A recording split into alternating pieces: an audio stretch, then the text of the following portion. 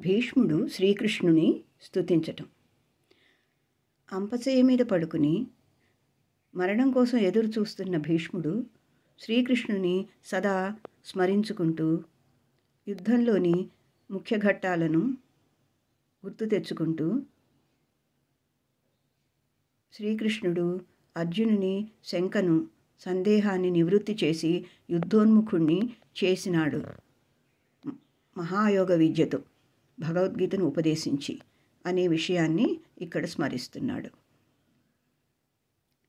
తన వారి సంపదాలక వెనుకకు బోనిచ్చగించు విజయుని శంకన్ ఘనయోగ విద్య బాపిన మునివంజుని పాదభక్తి మొనయున్నాకున్.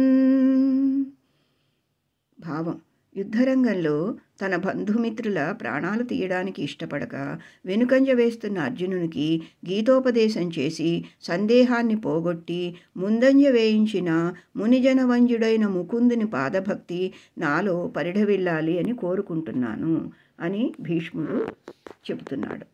ఇది పోతన గారి భాగవతంలోని పద్యాలు ముఖ్యమైనవి తీసుకుని మందార మకరందాలు అనే పేరుతో ప్రచురించారు తాత్పర్యంతో.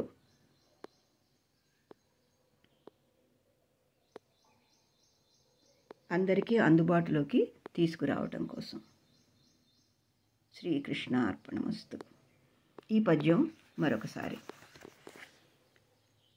తన వారి సంపదాలక వెనుకకు బోనిచ్చగించు విజయుని శంకన్ ఘనయోగ విద్య బాపిన మునివంజుని పాదభక్తి మొనయున్నాకున్.